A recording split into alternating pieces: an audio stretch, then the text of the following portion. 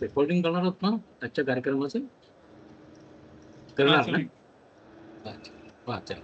হ্যাঁ বলছি হ্যাঁ আমার মিটিং হয়ে গেছে 5:30টায় শেষ হয়ে গেছে তো যখন হ্যাঁ ঠিক আছে যখন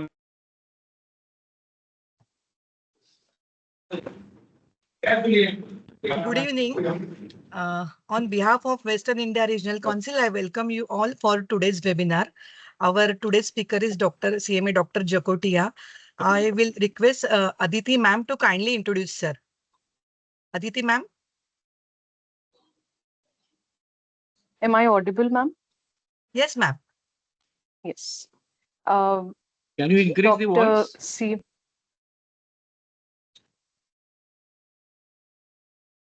Beg your pardon, Am I sir? audible now? Can you increase the voice? Not fully audible.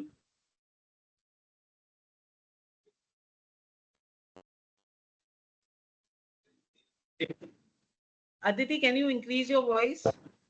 Yes, ma'am. Am I audible now? Yeah. Yes. CMA Dr. Girish Jacotia, sir. Sir is a renowned international business consultant and economist, supporting 60+ clients in and outside India. He has also offered his services to the government of Oman, ICMAI London. Sir's books on professional subjects like strategy and finance are quite popular in the corporate world and also in the universities. His new book titled Aspiring to be a CEO was released last week. Dr. Jacotia sir has been an advisor for Indian and foreign companies like the Tata Group, Mahindra Group, JK Group, Godrej Group, L&T, etc., which connected him with the different cultures and countries. This facilitated his understanding of the global community to a great extent. I now hand over the proceedings to Manisha, madam.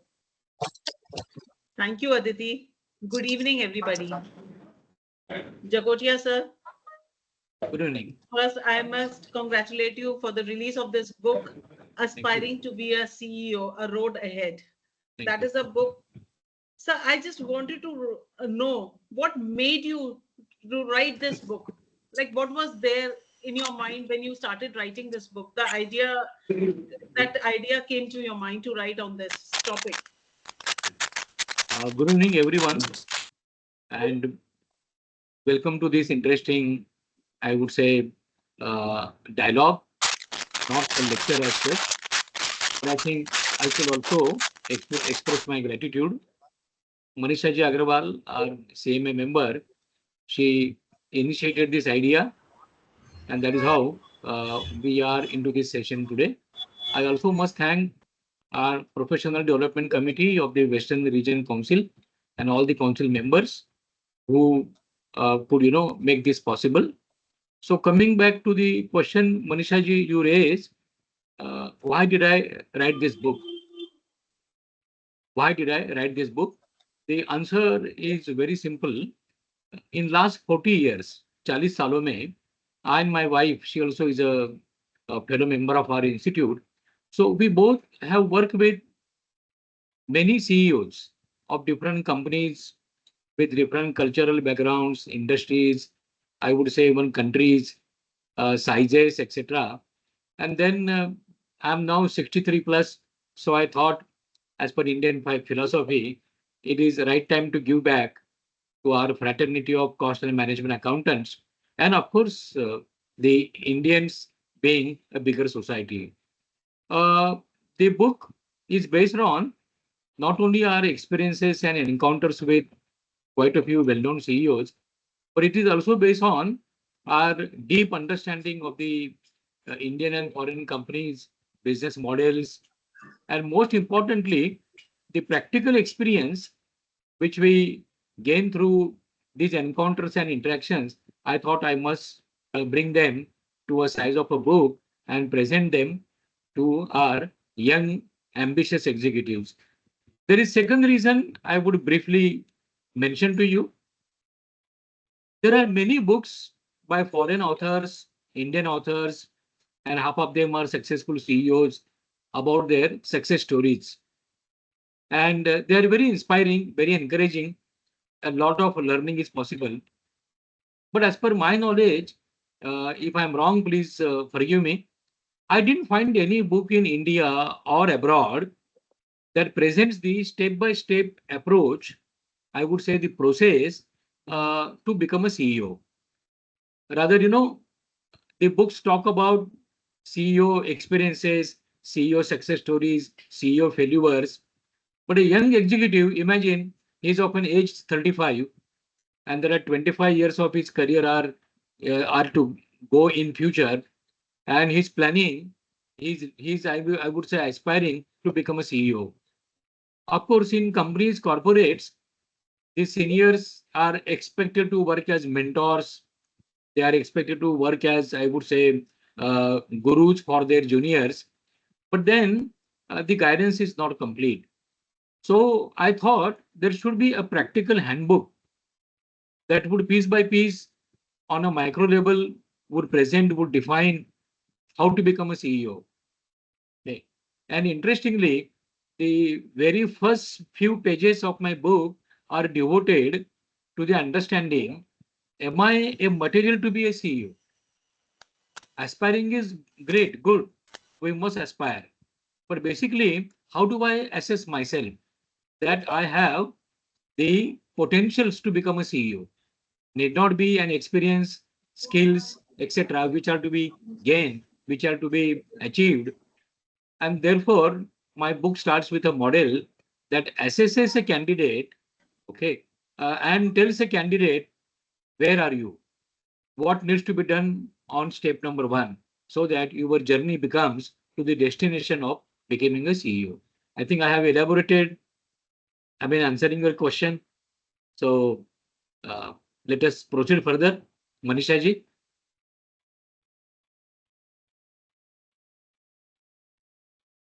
Please unmute yourself. Sorry. Yeah. They Okay. say CEOs are made, not born. If that's true, what's the secret recipe and where can we find the missing ingredients? CEOs are born and not made. I would say it is half truth. जैसे हम कहते हैं अर्ध सत्य. It is not the complete truth. Okay. CEOs are born and not made. There are ample examples. We have come across very good CEOs, very intelligent CEOs. Okay. But there was no legacy in their family. Rather, in the next generation, I can mention here very frankly, in the next generation also, there was no legacy that was followed. Oh, my father was a CEO, my grandfather was a CEO, therefore automatically I also can be a CEO. ऐसा होता नहीं है. हाँ, if I go to the very micro depth of the question which you made to me, the sentence, CEOs are not made but are born, I agree that there has to be a potentiality in a candidate, in an executive, okay, which rather, give him the confidence, oh yes, I can get into the journey, I'm on a right track, okay, because I want to become a CEO. So there are certain qualities, I would say skill sets, which a candidate gets through his upbringing in his family, his school and college, his friends, and definitely what he or she reads and analyze. So if at all I revisit your statement, they are born to some extent, yes, but I would say that may not be more than 30%. 70% they are made and they are supposed to be made. That was my answer to your second question. Sir, see, you have written a book aspiring to be a CEO, and अगर हम देखें तो हमारे बहुत सारे members, they are in the stage who are working in the industries, and I think they are the main beneficiaries of your book. And आज का session is most important for them because it is, you are going to tell us what is the biggest mistake aspiring CEOs make and how can this book save them from it? I would say there are a couple of mistakes or errors. I'm not getting into the difference between a mistake and an error, which Okay. one is bigger? But I would say, yes, not only our own colleagues from the institute, that is cost and management accountants, even I have seen many CFOs by qualification, they are chartered accountants or MBAs in finance from very reputed management institutes, but they do not become a CEO. Okay, they become I use the terminology. They become restricted CEO in their functional department. Like, if you ask me, a CFO, Chief Finance Officer, okay, qualitatively is a CEO in his finance division, finance and accounting division, but he's not the corporate CEO. So we find in many companies, if you ask me a percentage breakup, in many companies we find executives becoming a CEO, they mostly come from marketing and sales, number two, manufacturing, okay, and then number three, finance, legal, or I would say HR management. So we accountants are on number three. Number one, I repeat, are the marketing and sales guys because they understand the market. And in a complex market like Indian one, what is very difficult is selling a product. Making a product is easy. Raising funds today is easy. Working on tax and accounting compliances is also reasonably easy. But what is most critical, most difficult is branding a product, selling a product, bringing sales to the company. And important is retaining the competitive advantage. So the errors, I would say there are a couple of them. Number one, a CMA should know that his cost and management accounting expertise is not enough to become a CEO. Okay. Rather, I would say, and if I make an interesting statement, the best qualification of a CEO is one who courageously, one who smartly, tactfully uses people who are more intelligent than him, okay, to obey him and work with him. यानी मेरा ये कहना है, I am a CMA and now I am wanting to be a CEO. In my team, corporate team, there are some functional heads from other departments, and I know for sure they are more capable than me. They are more intelligent than me. Like, in a big private corporate, the owner may not be very, very sharp, may not be very, very intelligent compared with his, I would say, engineers and chartered accountants. But he has got one skill, and that is most important, how to use people services, people contribution who are rather more intelligent than me. I should not feel afraid. I should not feel shy. Okay, admitting कि भाई मुझे नहीं आता है, आप ये काम कर लो. So a CMA should realize that a CEO has to do a lot of networking. Okay, और नेटवर्किंग के मुद्दे, नेटवर्किंग के मायने बहुत सारे होते हैं. The second mistake or error which we commit is about either overestimating or underestimating our caliber. Okay, in a sense, I find especially many accountants, cost accountants or chartered accountants, they are very good in a one-to-one relationship.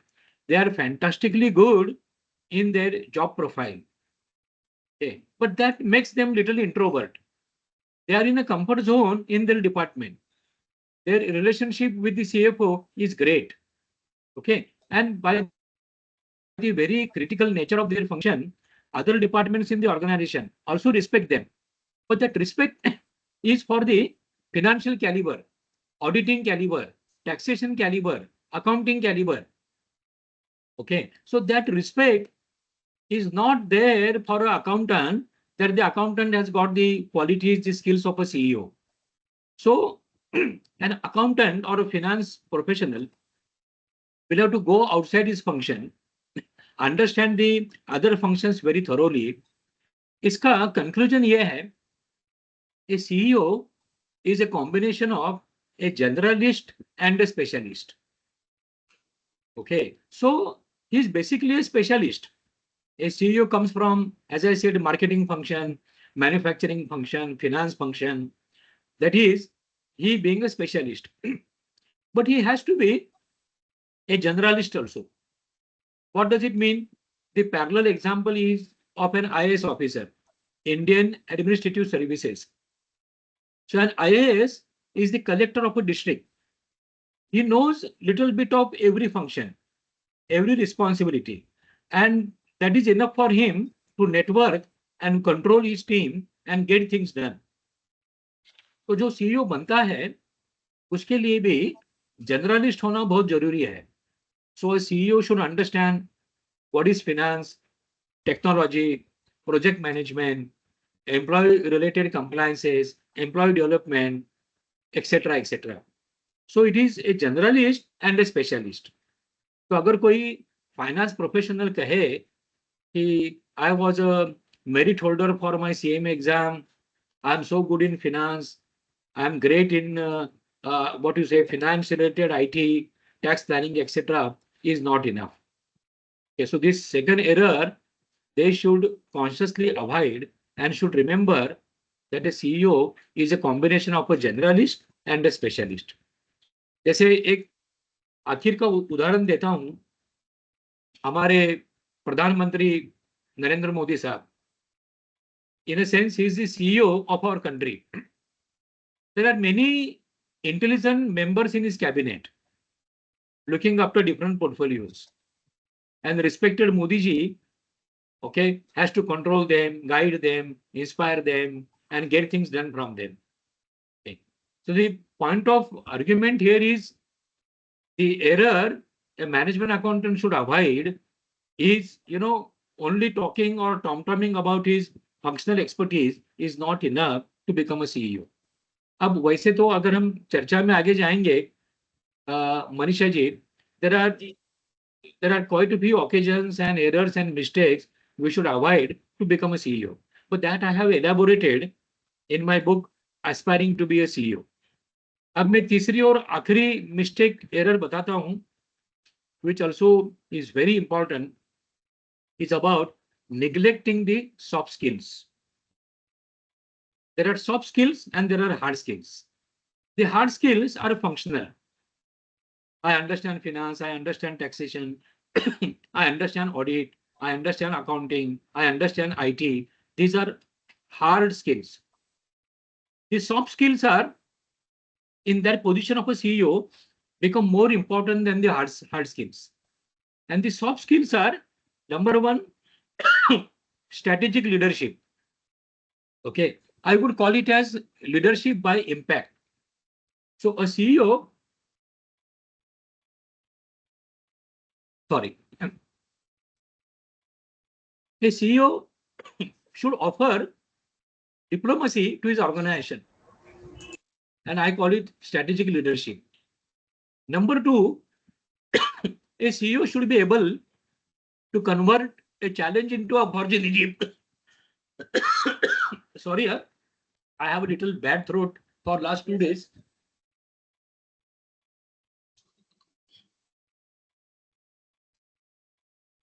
A CEO should be able to convert a problem, a challenge into an opportunity.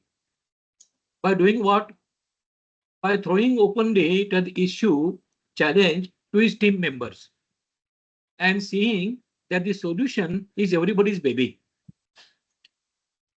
The interpretation here is, I may be very workaholic, I may be very capable, I may be very intelligent, my idea may be great, but how do I sell my idea? How do I see that all the members of my team, they accept my idea and it becomes everybody's idea? Then the execution becomes simple, easy. Okay. Number three, soft skill is conflict resolution.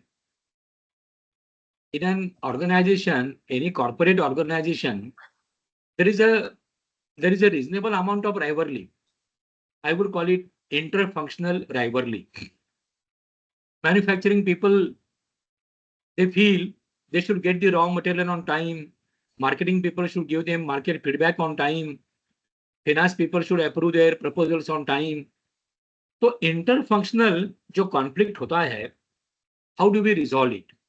It has to be resolved by using a combination of emotional quotient and entrepreneurial quotient. Emotional quotient, भाई आप सारे मेरे team member हो, आप बड़े हो, आप अच्छे हो, तो उनकी सराहना करते करते, okay, to see that they agree to my point is emotional quotient. Entrepreneurial quotient is, I would say, putting an emphasis on results, results, and results. Because ultimately, people would assess me, people would judge me by the result and not by the process alone. अगर आपको याद आता होगा, during college days, a guy would prepare a lot, but his ultimate score could be only 55%. He thought that he would score 70%. Now people look at the end percentage. Oh, 55. तो आपने तैयारी अच्छी की नहीं होगी. Okay. Now तैयारी कम करके भी अगर किसी को 70% मिलते हैं, people would say, oh, he must have worked very hard, and therefore the result is 70%. So the board of directors, the shareholders, customers, dealers, suppliers, vendors, all stakeholders, they look at a CEO, one who offers us a solution. So he's a solution provider and not a problem creator. Okay. So a CEO will have to have some kind of solution. That solution did not be perfect. That solution did not be risk-free. Rather, 99% solutions are with some element of risk. But the stakeholders in the organization should feel, oh, he's a father figure. इनके पास experience है, इनके पास solution है. And closing my answer to this question, I use an example from Indian mythology. Yudhishthir, Dharma, Arjun, Bhim, Nakul, Sahadev. I look at them as 5 functional heads. जैसे कि धर्म या युधिष्ठिर भाला फेंकता था, भीम गदा चलाता था, अर्जुन धनुष्य बाण चलाता था, etc., etc. But they were cunningly deceived, they were cunningly cheated by Shakuni and the team of Duryodhana. Whenever Krishna was not there with the Pandavas, जब जब कृष्ण पांडवों के साथ नहीं था, पांडव हारते गए, पांडव दुविधा में पड़ते गए. So a CEO has to have the role of Krishna. There are all the skills available, there are great performers available, but how do I bring them together? And I use a very meaningful word here, synergy. मैं synergy कैसे लाऊं?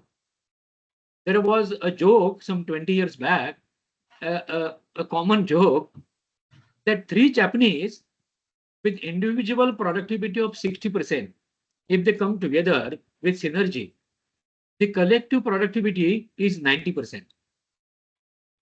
और फिर ये 20 साल पहले का joke है, पुराना जोक है. आज भी थोड़ी मात्रा में ये जोक बताया जाता है. 3 Indian individuals with 90% productivity each, when they come together, the collective productivity could be around 60%. Synergy होती नहीं है. Okay. Therefore, I always make a statement, becoming a CEO, performing as a CEO, especially in India, is very difficult, very complex. एक तो हमारे यहाँ the comfort of conducting business compared to many other progressive countries, comfort of doing business in India is very restricted. Within those restrictions, a CEO has to perform, give results quarter after quarter to the directors, board of directors, and the owners. So you can as well imagine an Indian CEO. There are quite a few Indian CEOs performing very well in USA. As we know, some of them very well. They are CEOs of the well-known service industry companies of USA. Why? Because they have the competitive Indian background with them. तो जो CEO India में काम कर सकता है successfully, वो दुनिया में कहीं पर भी काम कर सकता है. Okay? Because we have so many factors, we have so many elements, so many variables, and they are not just independent, they are interdependent also. इन सबको पार करते हुए, सबको साथ में रखते हुए आगे चलना and giving results to the shareholders is not easy. So this was my elaborate answer to the question you made. Sir, in continuation to your example, 20 years old example, like old example with the Hindu mythology, Krishna. So do aspiring CEOs also need a crash course in politics, office politics? I think you are hitting the nail very correctly. I avoided the word politics. Yeah, corporate politics is everywhere in the world. Only degree differs. Okay. So whether these are Indian companies or multinational companies. So the corporate politics in some companies is bluntly visible. In some companies, it is like an undercurrent. And we have gone through these experiences, as strategic consultants. Okay. So even in the process of selecting a CEO, promoting a CEO, or even identifying a young executive as tomorrow's CEO, there could be an element of politics. Instead of using the word politics, I would use a better word bias. Okay. So there can be linguistic bias, regional bias, national or country level bias, okay, caste and creed bias, कि भाई मेरे जाति के लोग कौन है, मेरे धर्म के कौन है, मेरी भाषा के लोग कौन है. And in many companies we find that there are groups and subgroups, जैसे हम कहते हैं ना टोलियां, and these are there. Therefore, you can imagine if the management wants to promote 1 out of 4 deserving candidates as a CEO, the competition is tough, and more than that, it's a circus that the directors and the owners have to play. Why? Because you can imagine now there are 4 deserving candidates. All 4 are executive vice presidents or general managers from 4 different functions: manufacturing, marketing, purchase, and perhaps say finance. Now, if the company promotes one of them as a CEO, the other 3, okay, feel insecure, feel jealous. Why? Because their own colleague, who was their equal colleague till yesterday, is now 1 level up, and these 3 will have to report to him. Okay. Now that becomes difficult because all of us are human beings. Okay. And therefore, all of us have got the feeling of insecurity, ego, jealousy, okay, etc., etc. So there is always a debate in an organization. Instead of promoting a CEO from inside, should we go for a CEO from outside? But both have their advantages, disadvantages. I have elaborated this in detail in my book. What are the advantages and disadvantages of identifying a CEO candidate from inside or bringing from outside? But overall, if you ask me, okay, if the organization culture is good, then an insider would be definitely better than an outsider. Okay.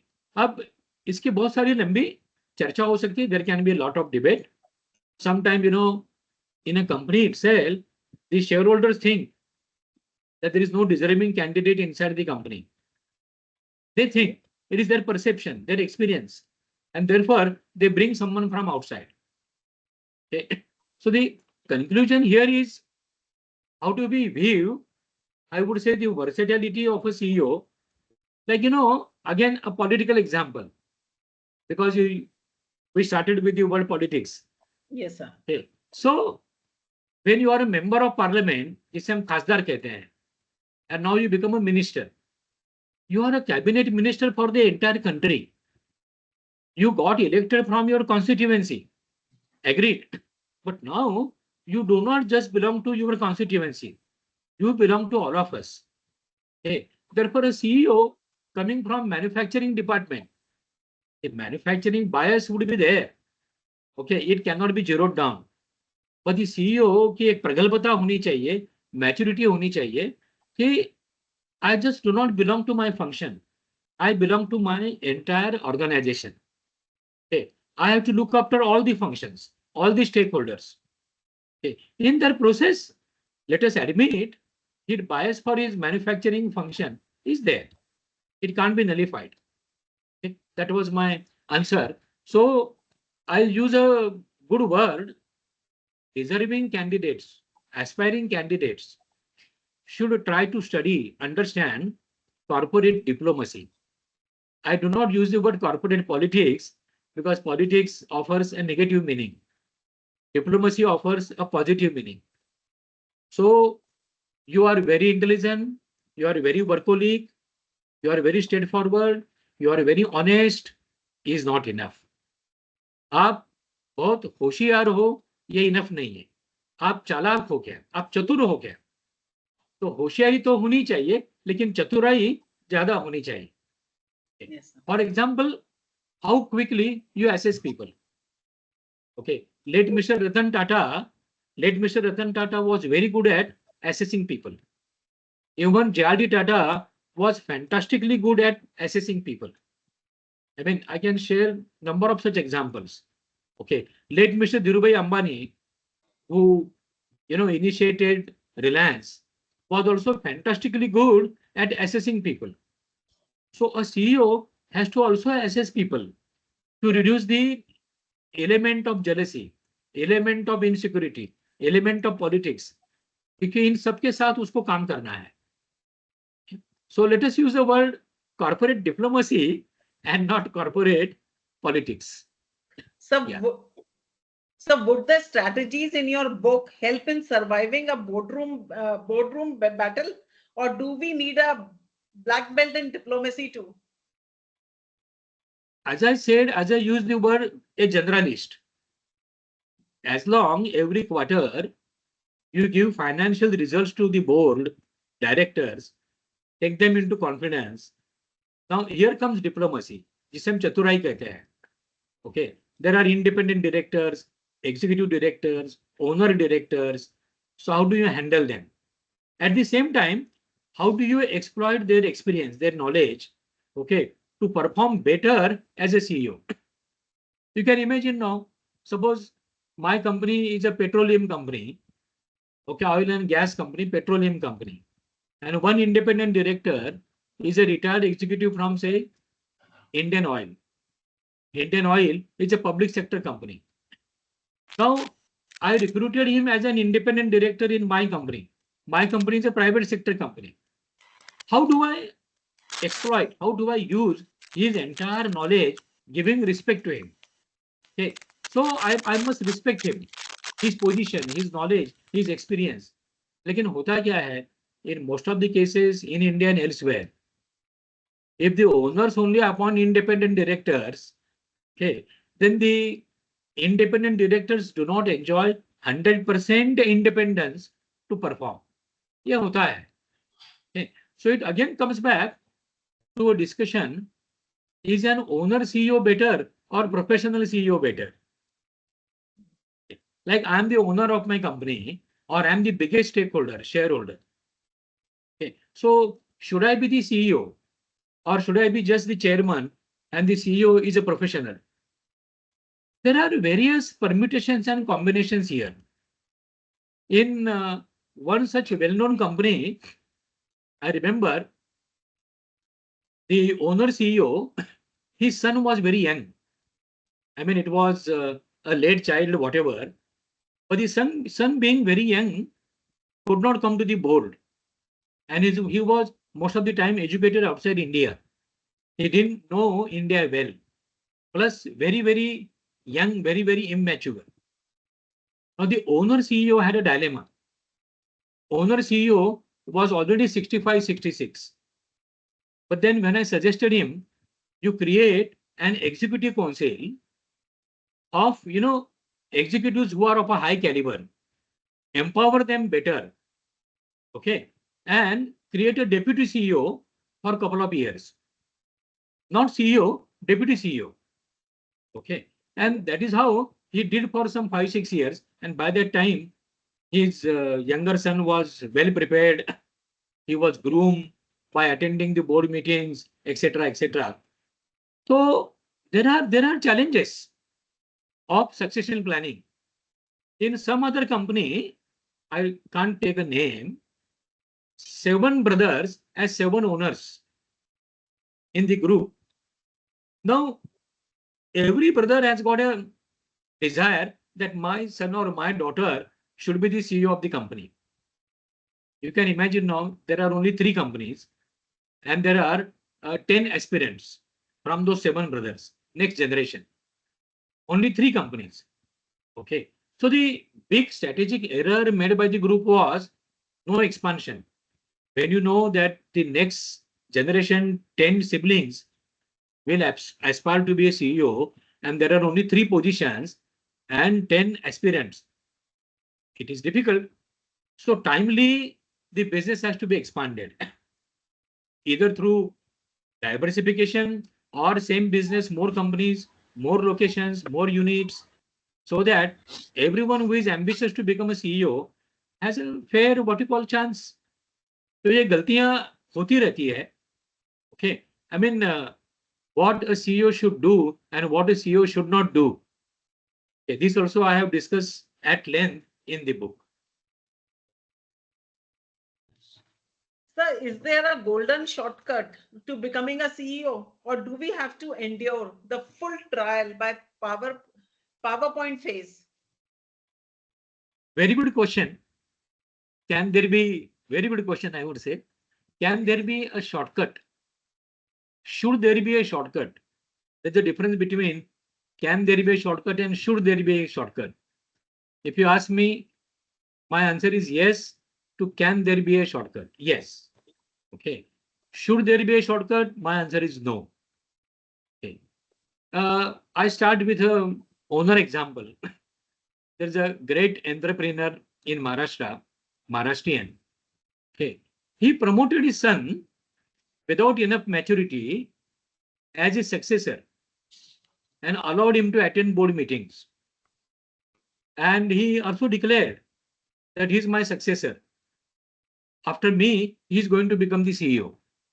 Now, you can imagine this was a shortcut, but without experience, without humility. Okay, CEO में एक नम्रता होनी चाहिए. Now, this guy of the age 28, 29, sitting on the board, and the other functional heads are 50, 55 plus, okay, who brought up the company, who worked with his father for 30 plus years, and this young guy, he makes immature statements, he rather challenges what you call their wisdom, their experience. So हुआ क्या इसमें? The father wanted to use a shortcut to promote his son. More than 50% of the top executives, okay, left the company. And today, that same company which was doing very well, okay, is in a what you call big trouble, big problem. क्योंकि आपके अगर 7-8 अच्छे सेनापति छोड़ के चले जाते हैं, okay, now filling up those gaps, you need to bring people of same caliber and experience is so difficult. So if you ask me, can there be a shortcut? Yes. But should there be a shortcut? No. जैसे एक अभी नाम ले सकता हूं मैं, a well-known philanthropist, industrialist, Mr. Azim Premji. Azim Premji Saab, he saw that his both the sons are groomed very well. So he saw that they work in some other companies. Okay, before joining my company. So if my son or my daughter works in some other company, he or she understands what is humility. Namrata kya cheez hoti hai. Okay. Who is your boss? How do you work with your superior boss? Okay. How do you look after interpersonal relationships when you are an employee? If I bring my son directly without such exposure to my company and allow him and declare that he is going to be my successor, there can be this problem. Okay. And the son also thinks, अरे, I am the son of the owner, of the chairman, of the present CEO. ये सारा मेरा ही है और किसका है? So there is a scope of an element of arrogance, immaturity. तो उसको अगर दूर रखना हो, this is my message to everyone here. The owner should see that his successors, जो भी successor है, son, daughter, daughter-in-law, son-in-law, okay, should have an exposure experience as an employee for at least 4 to 5 years outside the company. उसे 4-5 साल बाहर डालने चाहिए और फिर यहाँ आना चाहिए. But coming to the question which you raised in my book, Aspiring to be a CEO, I have discussed the entire process of succession planning. Like, in a company, Tata Motors, in a company, Larsen and Toubro, in a company, Hindustan Unilever, how at an young age, the aspiring, ambitious, capable executives are identified.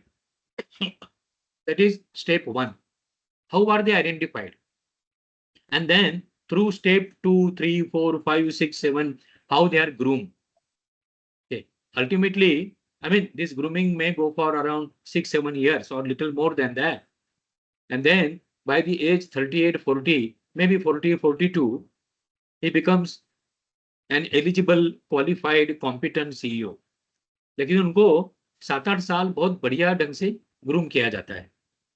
After getting the position of a general manager, you can imagine he is a general manager, say at the age 35.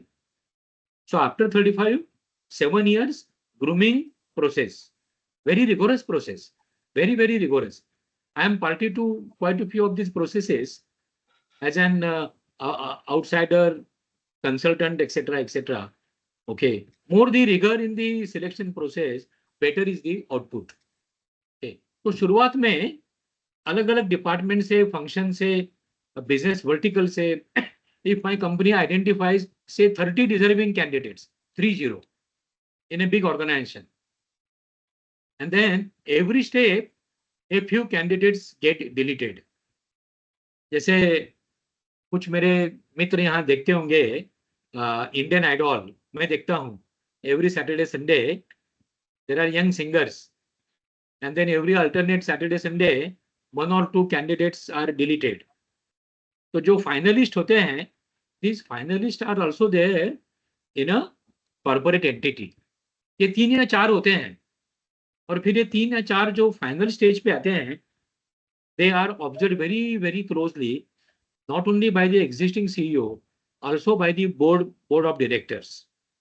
So they are asked to sit on the, sit at the board meetings, raise questions, raise queries, or sometime answer a question with an idea. So they are tested very closely by the board members, okay, by the owner family. They are also tested by some select what you call external stakeholders. अब मेरे company के कुछ बड़े dealers है, distributors है, कुछ बड़े vendors है, कुछ बड़े सप्लायर्स है. So inherently, I ask them also, please give me your feedback about these 3-4 finalists. So I try to collect 360-degree feedback from wherever, whatever possible.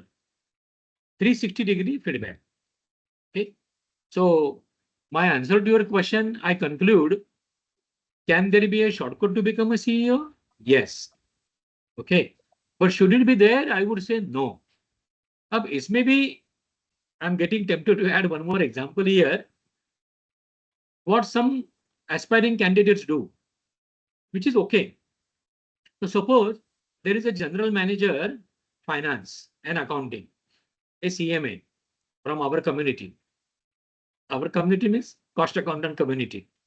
So he is now general manager finance, but he finds there is no further scope to become a CEO. Because culturally in his organization, the business model is so complex, either a marketing sales guy is preferred or a manufacturing guy is preferred.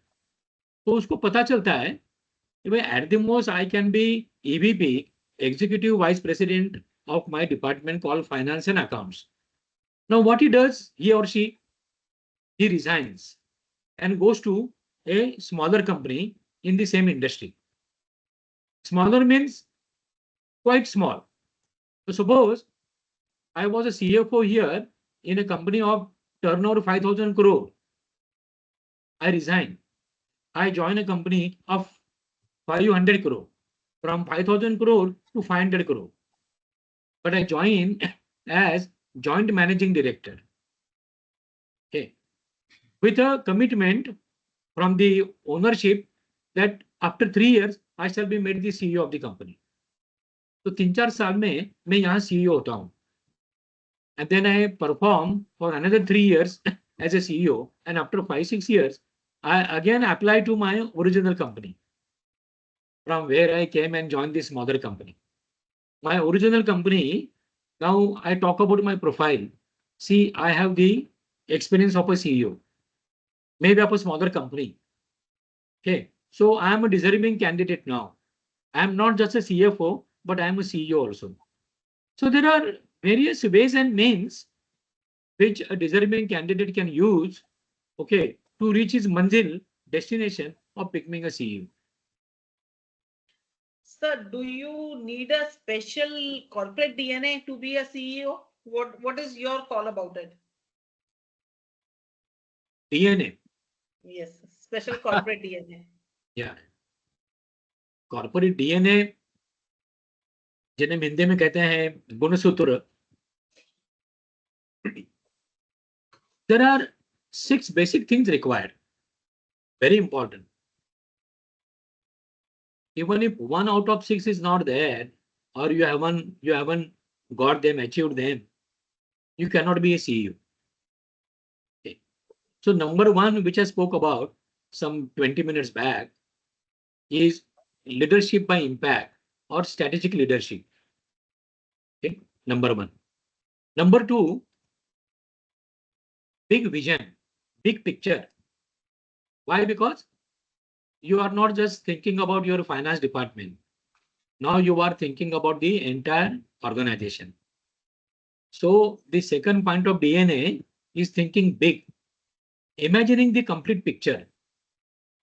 वो हमारे यहाँ एक कथा है ना हमारे इसमें mythology में, there were 6 blind people and you ask them what is an elephant, who is an elephant. So the first blind, he only checked the trunk of an elephant. He would say, yeah, the elephant is like a trunk. The other guy, he could only touch the tail, would say, yeah, the elephant is like a tail. Okay, but the complete elephant, they haven't experienced, unfortunately, because they are blind.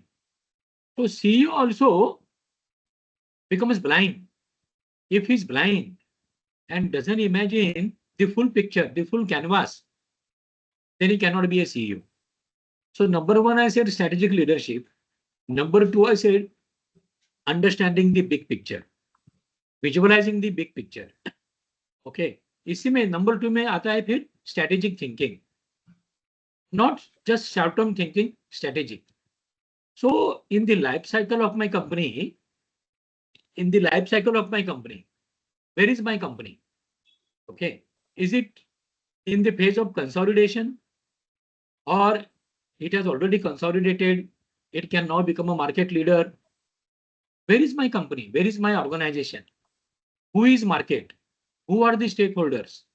Okay, and most importantly, if my company today is 1,000 crore, after 5 years, should it reach 2,000 crore, 3,000 crore, and how? So the second qualification or quality is thinking big, thinking strategically. That is number 2. Number 3 is also very essential, is taking risk. Taking risk when you make very, very important decisions.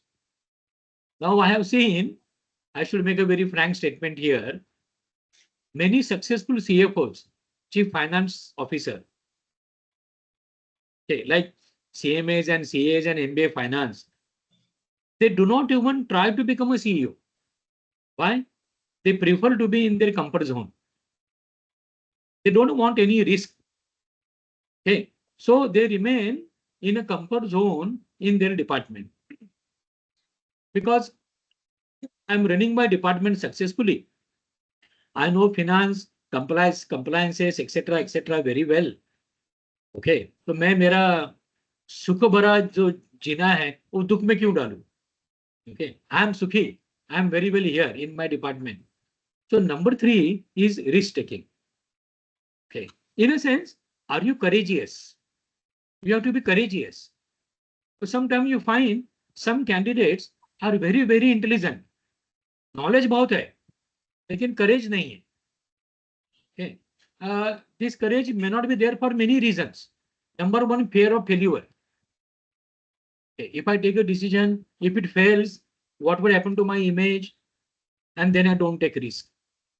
Okay. Number two, I am of a very soft personality. मैं बहुत soft हूँ. Okay. Therefore, taking the risk and convincing people with that ruthlessness, with that courage, ये मेरे बस की बात नहीं है. Okay. Or I do not get into, I do not go for this risk because I think every risk is uncertainty. अब risk और uncertainty में फर्क क्या है? Uncertainty is unknown. Risk is known. Okay, risk is known, so you can measure it. Uncertainty unknown, what would you measure? Then risk which you can measure can manage. Because knowingly, you are accepting that risk.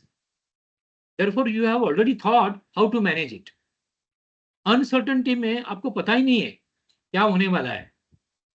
But if you really ask me, that is the greatest quality of a CEO, converting uncertainty into risk. The element of uncertainty would be there in each and every business. For example, I am a CEO and my board thinks that I should expand business in Afghanistan or today Syria or Guatemala, which are all difficult countries. But Afghanistan government has offered fabulous benefits to my company. वो कहते हैं भाई आप आओ, हम आपको ये देंगे वो देंगे वगैरह वगैरह.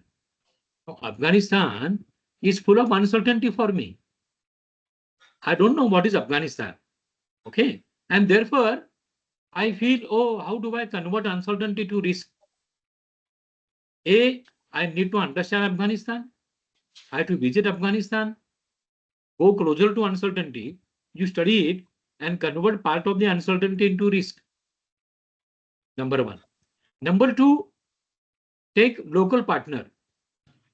For example, British Petroleum is in collaboration with Reliance Industries in India.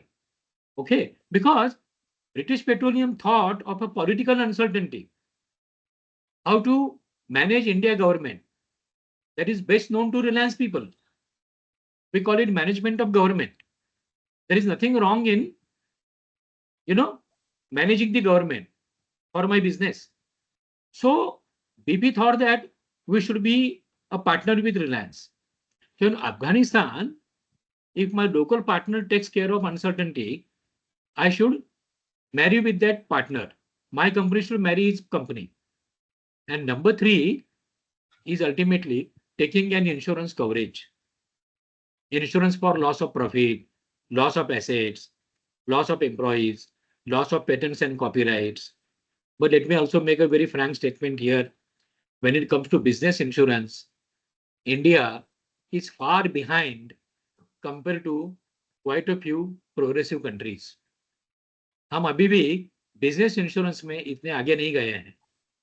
We need many interesting, useful insurance products. Okay. तो हमारे यहाँ insurance में अभी बहुत काम करना है. Anyway, so this was the third quality or DNA, as you said, for a CEO. Okay. So the third one is risk-taking ability. Okay. Fourth is also interesting. Fourth is a desire for creating wealth. You are sitting in an august position. You represent shareholders on one side. You represent employees on the other side. Okay. You represent customers, you represent dealers, you represent suppliers. Okay. As a CEO, you represent so many stakeholders. Okay. So naturally, you must understand, okay, using these all stakeholders, I have to create wealth. I have to create wealth for everybody, not just shareholders.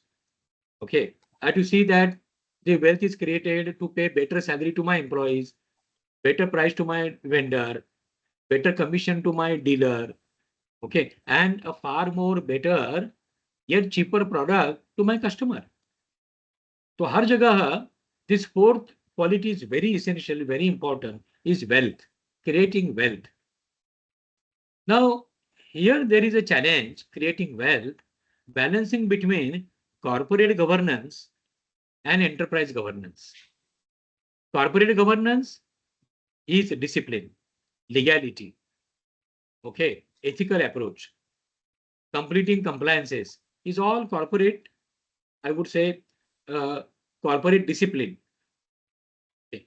But there is an expectation of entrepreneurial freedom.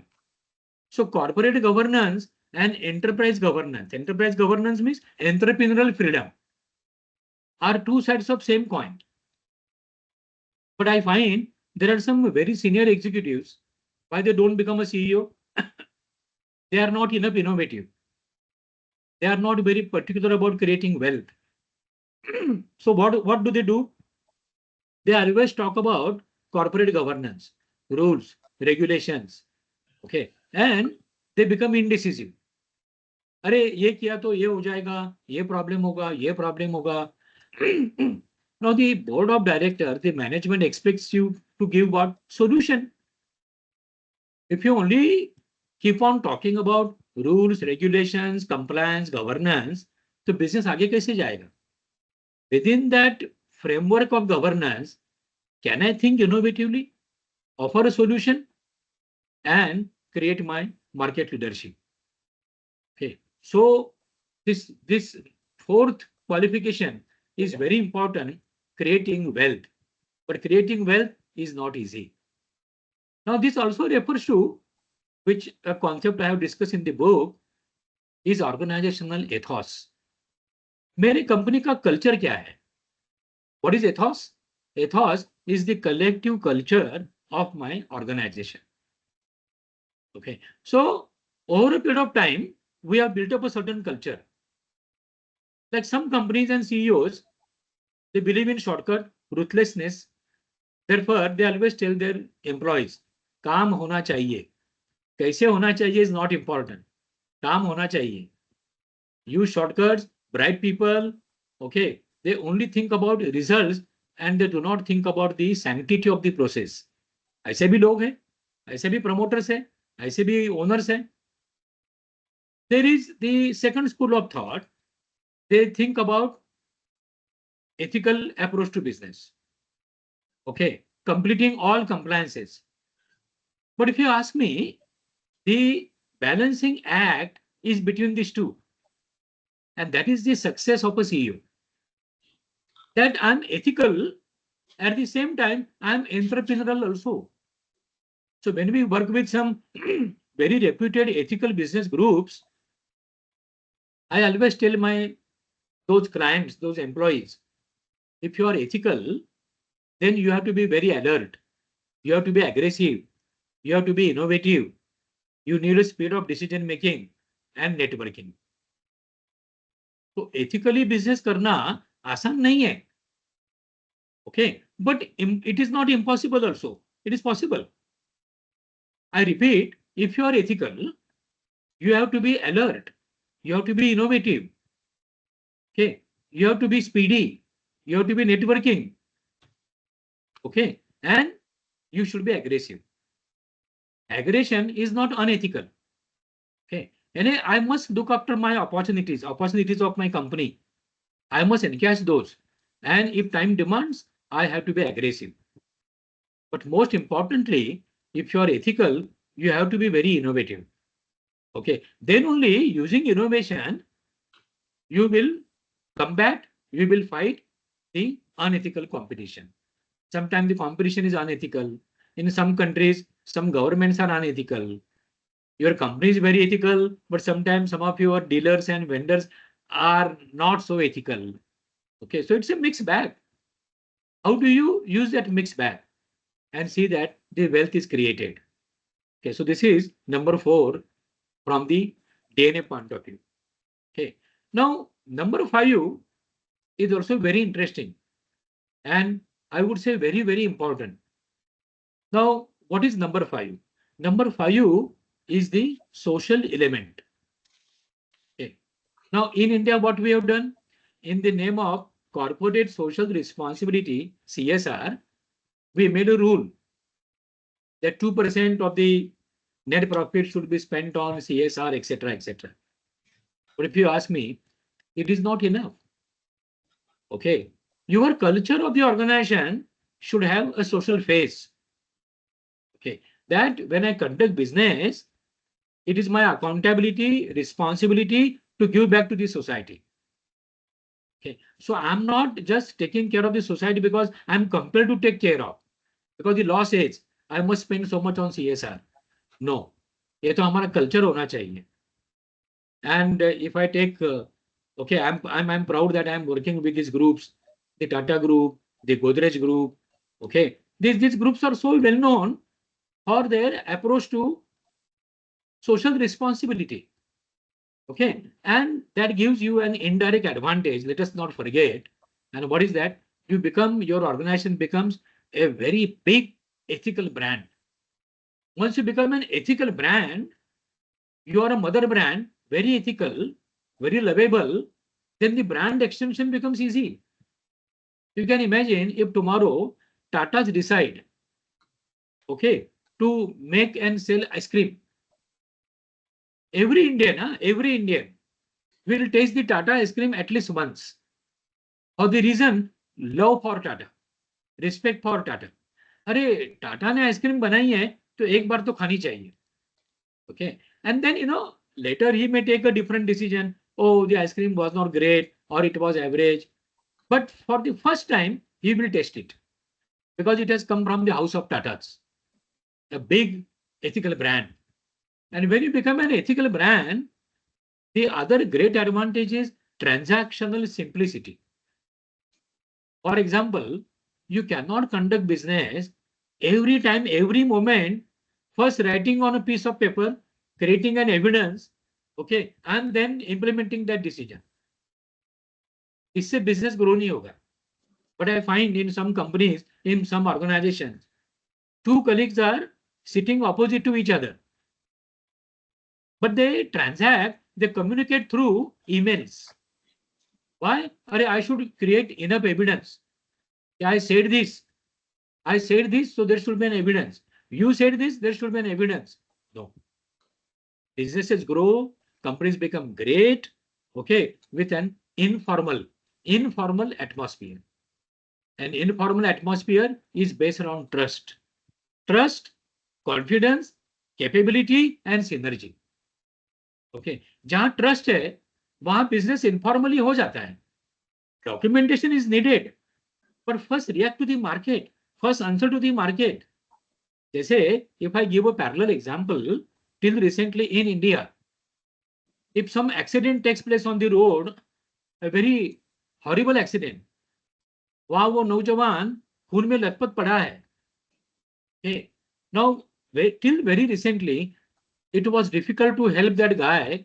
अगर हम hospital में ले जाते तो doctor कहते थे, oh, it is a police case, it's a police case, first take him to the police station, वहां पहले रजिस्टर करो, बाद में आओ. हम कहते हैं कि सर तब तक तो मरीज मर जाएगा, you first attend to him. That is what comes to conducting business. Okay, so ethos is very important. That ethos gives us the capacity, okay, the environment, conducting business smoothly. तो मैंने मेरे customer को माल भेज दिया या मैंने मेरे vendor से माल ले लिया.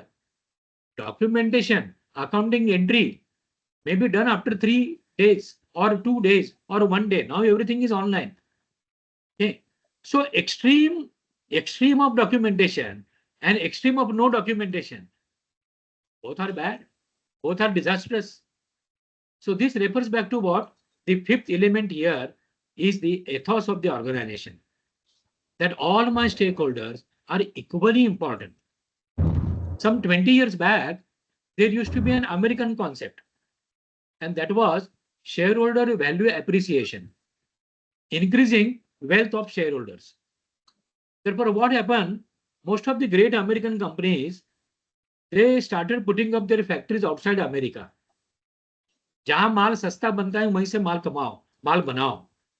And this very badly impacted American economy in terms of not only generation of employment, building up infrastructure, also in terms of, I should say, innovation and invention. I'm talking about American manufacturing sector. Okay. So number 5 is ethos, culture. How do I build up that culture? If the culture is already there, how do I strengthen it further? Therefore, sometime I find a very senior executive coming from a foreign company, multinational company. He finds it difficult working in a Indian company controlled by promoters. There is no enough freedom. Now, if the CEO doesn't get enough freedom, how the CEO would empower his subordinates? अगर CEO को ही पूरी आजादी नहीं है, therefore, there has to be always a very respected gap, I should say, between ownership and management. The owners need not instruct the CEO every time, every day, ye karo, ye mat karo, ye karo, ye mat karo. The owner should have strategic control, strategic guidance. Okay. But operational freedom is to be given 100% to the CEO. तब जाके वो CEO काम करेगा. You hold him responsible by results. We call it management by objective and management by exception. Sir, Okay. You exceptionally interfere if there is a need to interfere. Otherwise, you give freedom to the CEO and his team. Okay. And you hold them responsible for results. I should share here, again, with a feeling of, I would say, pride for Indian management, when there were no computers, no laptops, no mobiles. Okay. Late Mr. Aditya Vikram Birla, he created a very special ethos. Okay. Across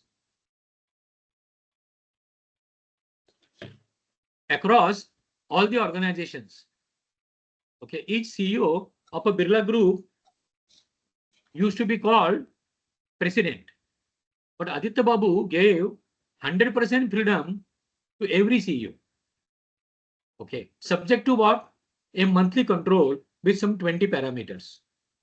And that the Birlas gave it a name, the Parta system. Parta, Partal. Parta means result and Partal means cost. So Aditya Babu used to be engaged with his travel outside in countries like Egypt, Iraq, Iran, Indonesia, Malaysia, okay, to build up relations, create new companies, multinational companies, etc. Okay, but what was his control method? His control method was the Parta system. That the CEO of each company would fax him, because there were no computers. It was only fax machine. So 20 parameters, he would write the report and fax to the CEO. Okay. So the 5th element I spoke about is the ethos of the organization. Okay. And number 6, the last one in the DNA, okay, is what? Is very, very important, and it is offering results. Offering results and offering results. Okay. Aapko, you are audited, you are assessed, you are evaluated by the board of directors in every quarterly meeting, quarterly results. Okay. So I use 2 words here. They are very important, and they are result orientation. Okay. Result orientation, not problem orientation, not philosophy orientation, not just process orientation. Philosophy, process, etc., are important, but most important for all those stakeholders are the results. How do you show results? Okay. And therefore, if I jokingly make a statement, in some companies, there are some very, very ethical, law-abiding managers. Very ethical, law-abiding, discipline. Okay. But when it comes to their ultimate output, I find them average or below average. Because there is another possibility that in the name of discipline, in the name of ethics, they are avoiding work. They are avoiding taking decisions, unpleasant decisions. Okay. And therefore, they use the shelter, they use the coverage of, ethical behavior, discipline, laws, compliances, etc. Okay.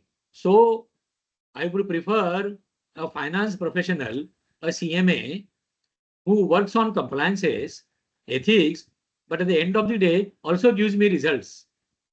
I shall be more happy with him. Okay. Than a CMA who is only talking about compliances, rules, regulations, interpretations. Okay. Even in a family also, your family, my family, or everybody's family. Okay. What the family members expect from the family leader, family head, results at the end of the day.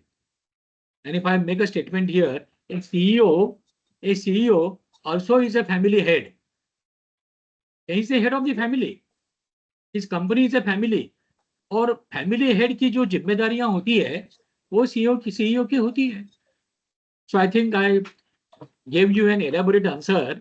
Yes. Your question was, what about the DNAs? These are the 6 very critical elements of DNAs. If at all you want to use the word DNA, जिसे हम गुणसूत्र कहते हैं. Okay, and let me repeat my statement. These can be acquired. This can be attained. Okay, this need not be inborn. जैसे हम DNA की बात करते हैं तो तुरंत हम बात करते हैं फिर पिता की डीएनए, दादा की डीएनए, नाना की DNA. Okay, but in building up a CEO, character of a CEO, okay, let us use a better word, 6 basic important competencies of a CEO. ये 6 में कोई एक competency ना हो, the CEO won't be successful. Okay, so can we proceed to next question? Yes, sir. So if CEO had a superpower, what it should be? Visionary foresight, crisis dodging, or infinite patience? Again, it's a question full of different elements. Okay, is a CEO superpower? Okay, like American Trump, Mr. Trump, they claim to be a superpower. But now China is challenging. And China says, no, we are the real superpower today and tomorrow. Okay. Lately, Mr. Putin of Russia is also challenging. He too is saying we are a superpower. And we Indians, हम भी कह रहे हैं कि भाई आने वाले 4-5 सालों में तो हम सुपर पावर बनने ही वाले हैं. Our size of the GDP, etc., etc. If you ask me, the word superpower, okay, is incomplete. Because the other side of the coin is responsibility. Power is authority, but the other side is responsibility. More the power, more the authority, more the responsibility. Okay. यानी authority without responsibility तो होगी ही नहीं. Again, the global example, if a country is an owner of atomic weapons, okay, then you have to be much more mature. Okay, you have to be much more mature managing those weapons. Sometimes, we feel worried of North Korea, for that matter, Pakistan, okay, or the possibility of Iran owning those, what you call, weapons, for that matter, even Mr. Putin also. I'm talking in the language of global politics. So superpower at all, only superpower carries a little, what you call, unrhythmic meaning, or I would say a meaning with little shade of arrogance. Okay. Now, the CEO enjoying superpower. The CEO enjoys his power from where? If I raise a counter question to you here, a CEO enjoys superpower from where? He enjoys the superpower from his team. Okay. So a CEO has to see that in his absence for a couple of weeks, for a couple of days, his team should be equally capable of running the show. So there, the CEO has to share his power. Okay. The CEO has to share. Now, I use a historical example here. I think all of members of my audience would appreciate this.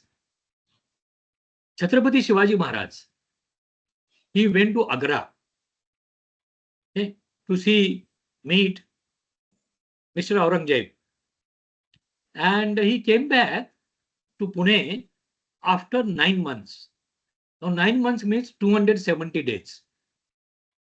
So Chhatrapati Shivaji Maharaj was away from Swaraj, okay, his Raj, for 270 days. But in his absence, the administrative structure, administration was fantastic. Okay, civil administration, agricultural administration, administration of the military power, okay, administration of culture, etc., etc. Everything was conducted well. What does it mean? Chhatrapati Shivaji Maharaj, he empowered his members of cabinet and he said to them, I am away, but you have to carry the same, what you call ethos, the same system and care for people. जिसे हम मराठी में कहते हैं रयत. रयत के लिए, जनता के लिए हमने स्वराज खड़ा किया है, हमारे लिए नहीं.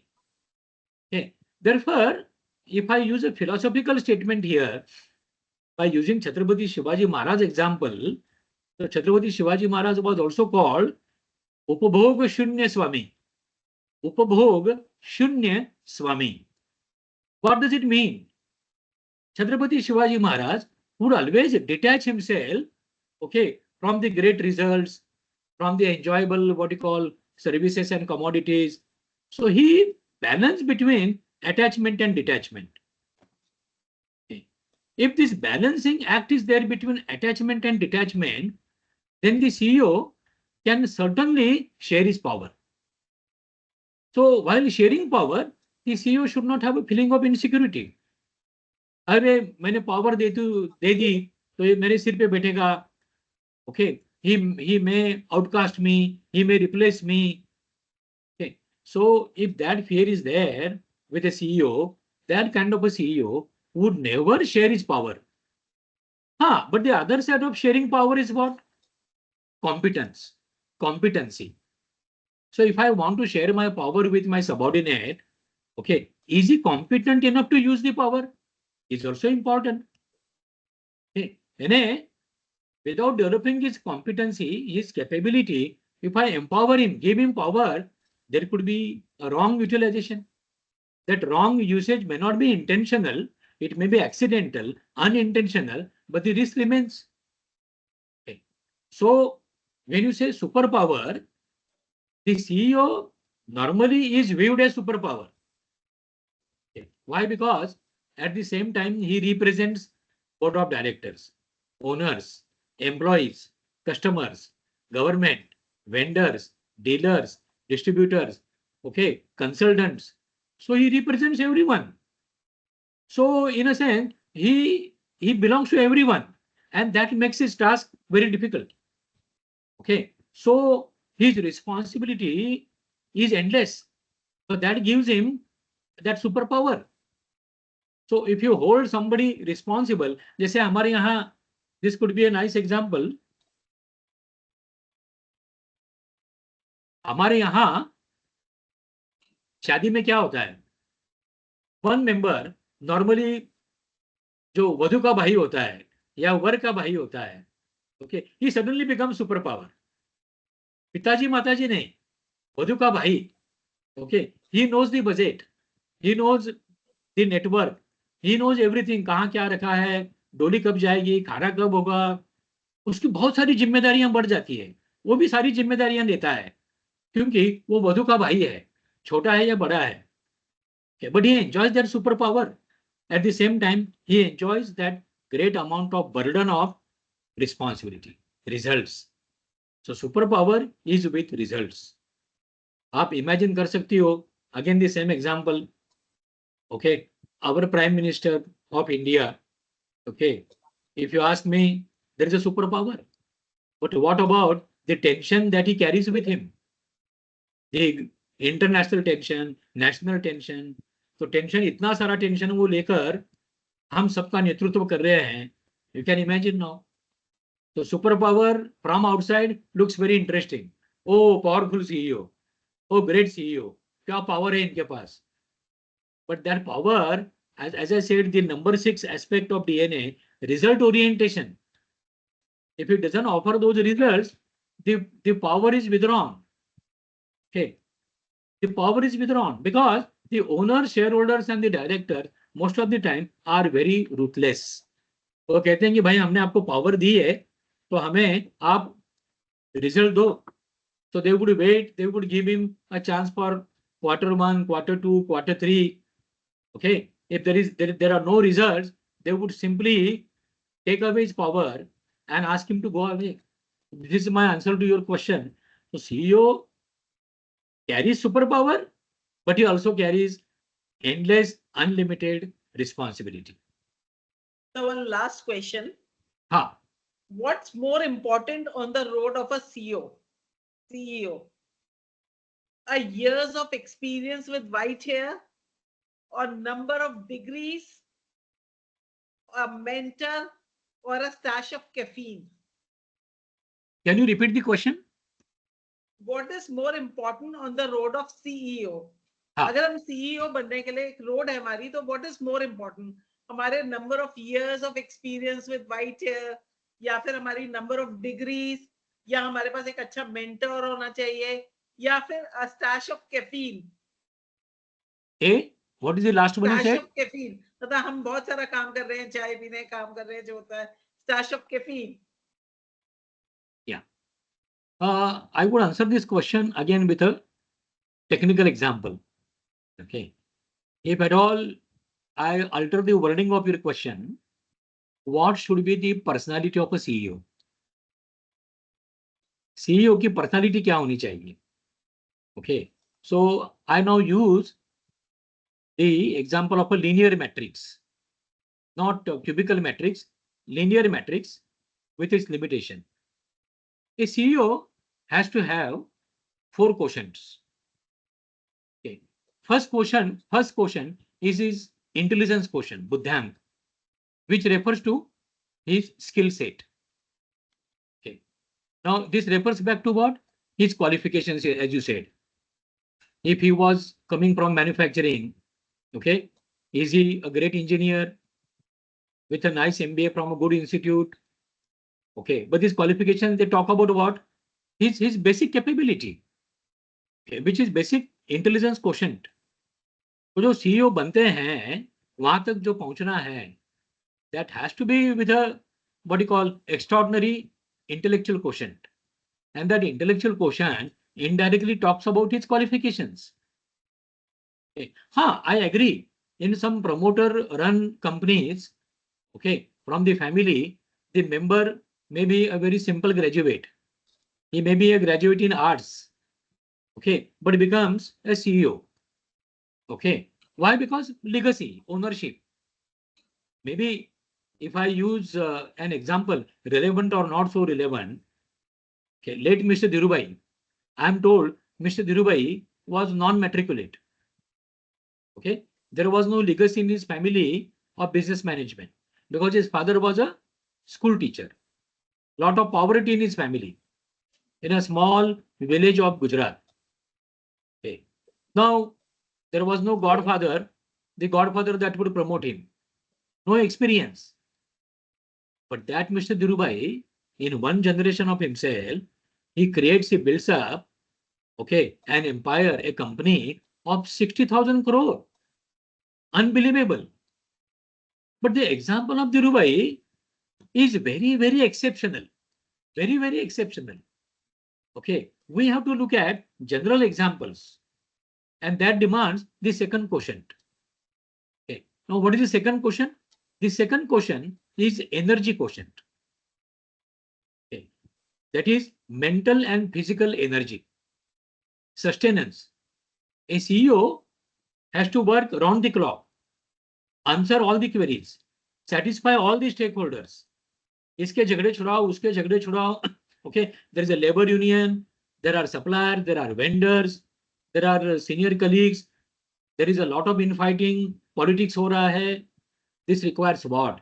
Patience, patience, and patience. That comes out of where? Mental energy and physical energy. Okay. And sometime you get into a mental fatigue. Again, a parallel example, if I share here, the best example, because I love cricket, is Virat Kohli.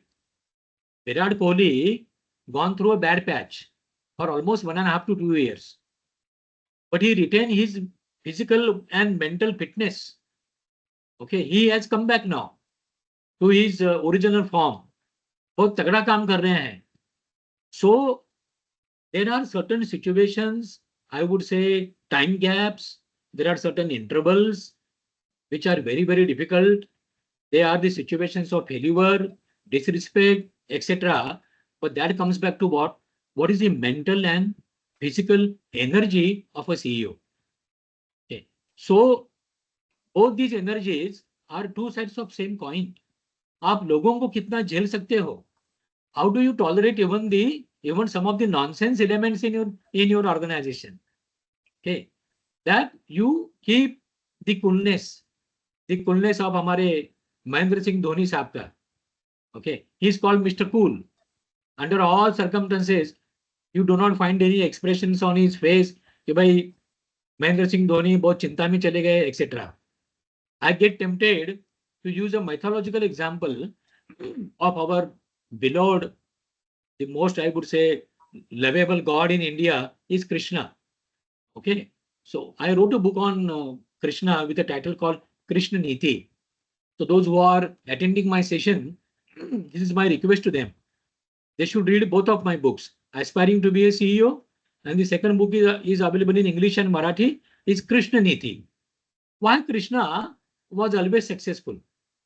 Interestingly, officially, Krishna was not the king of Dwarka. So he was not officially a CEO. But unofficially, he was everything. His elder brother Balarama was the official CEO. Okay. But every problem solving situation, Balarama would listen to his younger brother Krishna. Okay. फिर वो कोई भी issue हो. What does it mean? A CEO also has to have some smart fellows around him. They are smart opinion makers. They may be young executives. Okay. And that is how the CEO gets their energy also. If his energy is not enough, he should get the energy from young, bright, intelligent, smart executives. And therefore, in many organizations, below the board of directors, there is an executive council. Okay. And we suggest to our clients, executive council should be of two parts again. Senior executive council, which is consulting executive council. And there is young executive council, where I involve my young colleagues in the 5 areas of performances: business growth, cost management, employee management, technology management, and capital or resource management. So what I do, I create 5 groups of young, bright executives. 5 groups, huh? They are like 5 teams. And each team guides me, supports me, gives me very handy data, real data. Okay, so there is a team of business growth and management, cost management, technology management, employee development and satisfaction, and number 5, capital or resource management. A CEO himself is not complete. Is not definitely complete. He's complete with these 5 teams. जैसे मैंने कहा, the mythological example, if Krishna is the CEO, okay, 5 Pandavas are his colleagues. Those 5 Pandavas are the carriers, are the executors of the strategies of Krishna. So those were strategies of Krishna: killing Bhishma, killing Dronacharya, killing Karna, killing Duryodhana, killing Jarasandha. Okay, every time the strategy was from Krishna, but the executors were different. Jarasandh को भीम ने मारा, दुर्योधन को भीम ने मारा, भीष्म को अर्जुन ने मारा, कर्ण को अर्जुन ने मारा. Okay, so the CEO is the strategic leader in terms of what? in terms of using those energies of his young colleagues beautifully, artistically, diplomatically, and intelligently. So this is the second part of his personality. So first I said Buddhank, intelligence quotient, is professional caliber. Second I said energy quotient. Okay, I now come to third.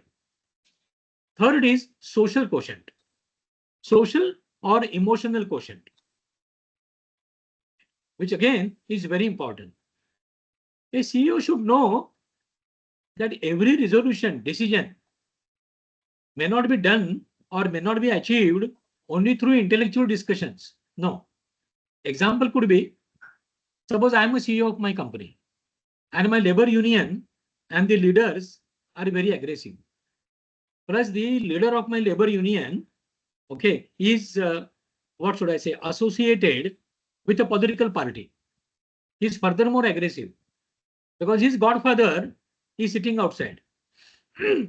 Now, how do I manage my union leader who is very aggressive, very demanding, very egoistic? I can't manage him only with my intellectual power. No, I have to use my emotional quotient. Okay, I need to understand his mindset, his brain, his mindset, his culture, his habits, his likings and dislikings. Okay, तो कभी कभी सारा IQ use करके भी solution मिलता नहीं है. Okay, लेकिन appealing someone emotionally may get me an answer, may offer me an answer. So emotional quotient, social quotient is very, very important for, I would say, conflict resolution, solving a conflict. Now, again, I share a mythological example here. Okay, because I said those who are attending my presentation should read my book Krishna Niti. How could Krishna use emotional quotient? A small story I should share here, because I think all of us know Krishna. I am talking about Krishna's example. There is no reference of religion here or caste or creed here. Krishna was a great strategist. हुआ क्या? Krishna and Balram, they had a sister called Subhadra. Balram was the teacher or guide, coach for Duryodhana for Gada Yuddha. Balram ने दुर्योधन को गदा सिखाई. And Duryodhana was also a great warrior. Balrama thought his sister Subhadra should marry Duryodhana, so that the Kaurav dynasty, the Kuru dynasty, and the Yadu dynasty, Yadu clan and Kaurav clan would come together and become a big power. Yes, I use the example Reliance and British Petroleum together.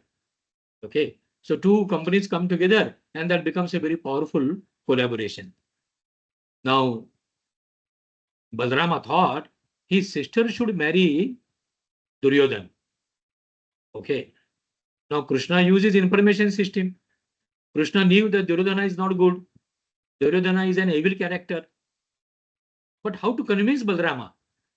Here comes emotional quotient and the tactful approach of a CEO. Okay. Just to conclude with the story, Krishna told Arjuna and Subhadra. Krishna ने अर्जुन से कहा, भाई come in the afternoon and take away Subhadra. But then he tells Subhadra, when Arjun comes, you both sit in the chariot. आप जब रथ में बैठोगे, he tells Subhadra, you drive the chariot. Let Arjuna be in the back seat. Subhadra को कृष्ण कहता है, तुझे रथ चलाना है. And then Krishna talks to some 4 reputed citizens from Dwarka, and he tells them, come in the afternoon, visit my palace and see what happens in my palace. In the afternoon, those 4 VIP citizens, they visit his palace and they see that there is Arjuna, दोनों रथ में सवार है, सुभद्रा रथ चला रही है और दोनों चले गए.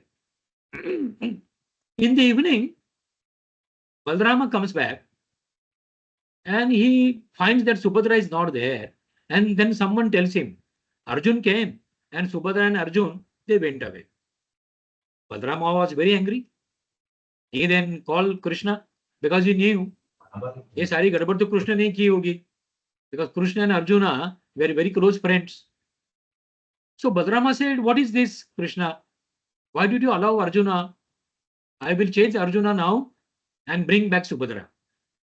Krishna said, "Brother, why do you do this?" See the tactfulness, huh? Now Krishna says, on the way they both might have married through the Gandharva marriage system. So Arjuna is now already our brother-in-law. Okay. But then Balarama is not feeling very comfortable. No. Ultimately, Krishna takes out the second solution.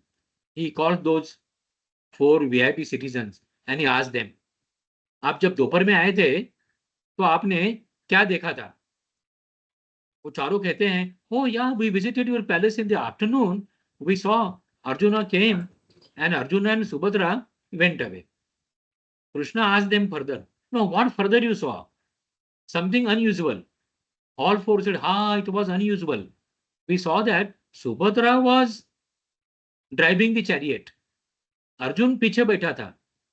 Now, laughingly, Krishna asked his elder brother Balarama, Balram भैया, अब आप मुझे बताइए, ये सुभद्रा हरण था या अर्जुन हरण था? Subhadra took away Arjuna. उल्टा नहीं हुआ है, अर्जुन नहीं ले गया सुभद्रा को, सुभद्रा अर्जुन को लेकर गई. What does it mean? It was her willingness to marry Arjun. And then Balarama agrees. This all comes back to what? Emotional quotient. So there are instances, there are situations for a CEO, to apply a very fine combination of IQ, intelligence quotient, and emotional quotient. And now I come to the 4th quotient. Rather, I would say the most important quotient. I call it entrepreneurial quotient. So as a CEO, are you a complete entrepreneur? So you have to remove your hat of an employee, of an executive. No. You are also the managing director. You are a member of the board. You are part of the ownership. In 90% companies today, a CEO is given a reasonable chunk of shares of the company.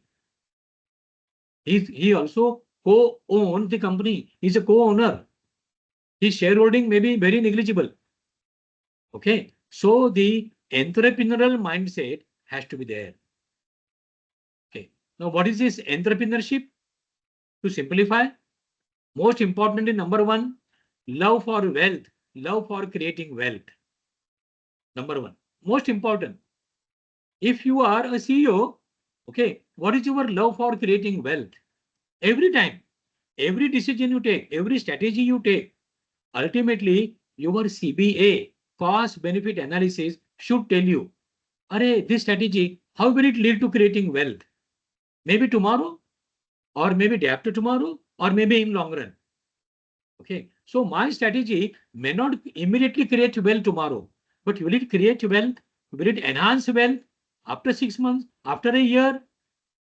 तो मैं जागे सोते खाते पीते मैं सोच रहा हूँ wealth के बारे में. Am I a wealth creator? Number 1, entrepreneurship. Number 2, networking. You cannot be a successful entrepreneur without a good network. If you think you are a great performer, etc., alone, no. You have to be a networker. How do you do networking? With different types of stakeholders. Hello? Right. So the conclusion here, how do you use people through networking? Number 2. Number 3, मैंने पहले ही कहा, how is your decision making? Fast, complete, good, etc., etc. And number 4, most important, I repeat, is going by results. That is what is entrepreneurship is. So friends, I think I spoke enough about the book. Probably I might have given correct answers to the questions raised by CMA Manisha ji. मुझे पता नहीं है, but I repeat my request to all those who are listening to me. You can read a couple of my books. Number one, of course, Aspiring to be a CEO, available on the Amazon. Okay, if you visit the site of my publisher and put your request there, you may even get a good discount also. Okay, also read my second book I mentioned to you about Krishna Niti. Third book is also available on Amazon, is about strategic planning. Strategic planning, execution, and measurement. It's a big title. Just remember, you may find my name on Google, strategic planning, book, and the publisher name. Okay.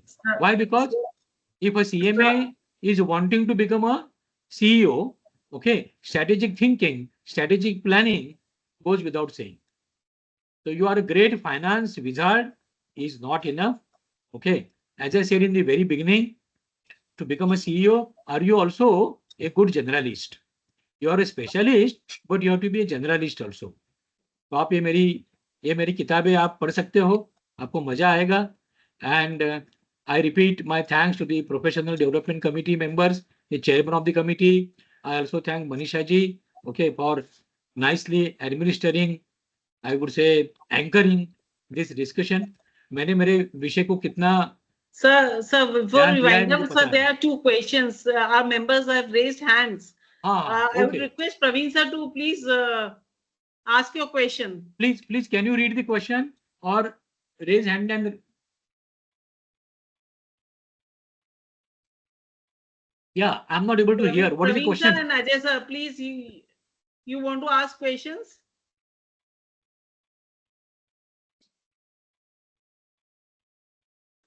I don't think so, sir. They are there. KDS sir wants to ask something, I think. हाँ sir, बोलिए sir.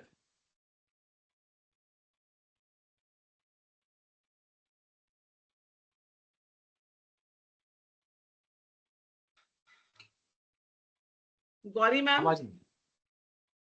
Yes, ma'am. over to you. Yeah, ma'am. Thank you very much, sir. Thank you for your wonderful session. Now I request Rachna ma'am to kindly sum up today's session. Rachna ma'am, please. Hello, good evening, everybody. Am I audible, Gauri ma'am? Yes, Yes, ma'am. Yes. First of all, let me thank Sir Girish Jakotia, sir, on behalf of all the CMA peers who are present here and all those who could not join.